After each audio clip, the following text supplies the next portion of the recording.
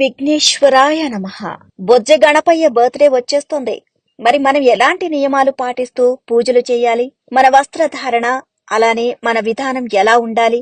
ఆ గణేశుడు మనకు ప్రతి పనిలో విజయాన్ని ఇవ్వాలి అంటే ఏం చేయాలి, ఏం చెయ్యకూడదు అనేది ఈ వీడియోలో తెలుసుకుందాం. మన దేవుళ్లలో అగ్ర పూజ్యుడు మన గణేశుడు. అందుకే మొదటిగా ఏ శుభకార్యమైనా, అలానే ఇంట్లో ఏ పూజ చేసినా మొదటిగా మనం గణపతిని పూజిస్తాం. ఎందుకంటే విఘ్నాలను తొలగించి మనకు ప్రతి పనిలో శుభాన్ని చేకూరుస్తాడు ఈ గౌరీపుత్రుడు. మన భారతదేశంలో మన గణేష్ పుట్టినరోజును ఎక్కువ మంది సెలబ్రేట్ చేసుకునే పండుగ. అయితే చాలా చోట్ల గణేష్ మండపాలు భారీ సంఖ్యలో ఏర్పాటు చేస్తారు. భారీ ఎత్తున గణేష్ విగ్రహాలు ఆయా మండపాల్లో ఉంచి బాగా ఖరీదైన డెకరేషన్ తో, మిరుమిట్లు గొలిపే కాంతులతో కళ్ళు జిగేల్ అనేలా మండపాలను సిద్ధం చేస్తారు. అలానే గణపయ్యకి ఒకరితో ఒకరు అంటే మండపాల మధ్య పోటీ పడి మరీ భారీ విగ్రహాన్ని తీసుకుని వస్తారు. అసలు వచ్చిన తర్వాత ఎన్ని రోజులు పూజలు చేయాలి, ఎవరెవరు చేయాలి, ఎలా చేయాలి అనేది ఎవరికీ సరిగ్గా తెలియదు. గణేష్ పండుగ వస్తుందంటే చాలు ముందు నుంచే ఎలా ఏర్పాటు చేయాలి, ఎంత వసూలు చేయాలి, ఎంత ఖర్చు చేయాలి అనేవారే కాని నిత్యము పూజించాల్సిన ఈ సర్వసిద్ధి ప్రదాయుణ్ణి పూజించకుండా ఒక నిష్టగా, ఒక నియమం లేకుండా మనం చేస్తున్నాము అని మర్చిపోతున్నాం. గణేష్ బర్త్డేని ప్రతి ఒక్కరూ ఇంట్లో బర్త్డేలా సెలబ్రేట్ చేస్తున్నారు, ఇంట్లో పూజిస్తున్నారు. మన గణపయ్యకు ఇష్టమైన నైవేద్యం సమర్పించి మన కోరికలను, అలానే మనకు ప్రతి పనిలో ఎటువంటి విఘ్నాలు రాకుండా చెయ్యమని అడుగుతున్నారు. కానీ ఇది ఇంటి వరకే పాటిస్తున్నారు. మండపాల్లో పాటిస్తున్నారా అంటే అస్సలు లేనే లేదని చెప్పాలి.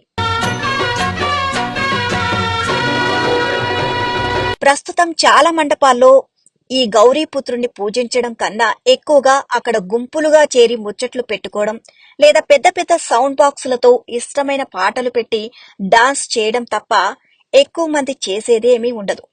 అలానే చాలా మంది మద్యం సేవించి మరీ ఆ దేవుని దగ్గర ఉండడం, అలానే ఆ బొజ్జ గణపయ్యని ఆ మండపంలో ఉన్నన్ని రోజులు వారి కూడా అక్కడే నిద్రించడం చేస్తున్నారు.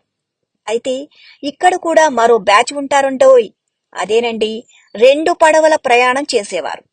మొదటిగా పూజారిని పిలిపించి గణేశుడికి పూజ చేయించి ఆ పూజలో వీళ్లు ఉండి ఏదో మమ అనిపించి ఆ పూజ అయిపోయిన వెంటనే మొదట ఒక 2 పాటలు లేదా స్తోత్రాలు ఆ గణపయ్యకు వినిపించి ఆ తర్వాత వారికి ఇష్టమైన పాటలతో ఆ కాలనీలో ఉన్న అందరికీ వినిపించి వారి విన్యాసాలు చూపిస్తున్నారు. ఇలా చేయడం వలన మనం సమస్యను కొని తెచ్చుకున్నట్లే. మన కుటుంబంలో జరిగే ప్రతి సమస్యకి, ప్రతి ఇబ్బందికి కారణం ఈ విఘ్నేశ్వరుడి దగ్గర మీరు చేసిన ఈ పాపమే అంటారు. మనం గణేశుణ్ణి ఆరాధించాలి అంటే ఎలా ఉండాలి? మనం ఆ స్వామిని పూజించే, అలానే పాటించే విధానాలు చాలా అంటే చాలా నిష్టగా ఉండి చెయ్యాలి. మన దేవుళ్లలోనే ప్రథముడు మన గణేశుడు కనుక ఎంతో భక్తి శ్రద్ధలతో ఆరాధించాలి. ఎవరైతే ఇప్పుడు గణేష్ మండపాలు సిద్ధం చేయబోతున్నారో వారు గణేష్ దీక్షను చేపట్టాలి. వారు తెల్లని వస్త్రాలు ధరించి ఆరుద్ర రంగు కలిగినటువంటి కండువను పైన వేసుకోవాలి. అలానే నియమ నిష్టలతో ఉండాలి. ఈ దీక్షను చేపట్టినన్ని రోజులు సూర్యోదయమునకు ముందే నిద్రలేవాలి.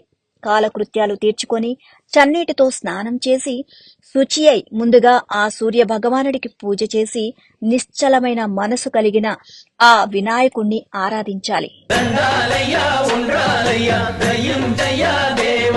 ఈ గణపతి దీక్షను తీసుకున్న వారు ఎవరైతే ఉన్నారో వారు ఒక్క పూట భోజనం చేయాలి. ఒకవేళ ఆరోగ్యం సహకరించని వాళ్ళు ఎవరైనా ఉన్నట్లయితే వారు ఉడకని వాటిని అంటే అటుకులు కాని, బెల్లం కాని, నానబెట్టిన శనగలు తినడం గాని చేయవచ్చు.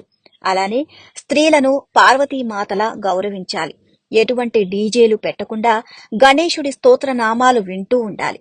ఇలా మనం పాటించినట్లయితే ఎటువంటి విఘ్నాలు రాకుండా ఆ విఘ్నేశ్వరుడి దయ మన మీద ఉండి శుభాశిస్సులు కలుగుతాయి. సంస్కృతి సంప్రదాయాలను పాటిద్దాం. సనాతన ధర్మాన్ని నలుదిక్కులా వినిపిద్దాం.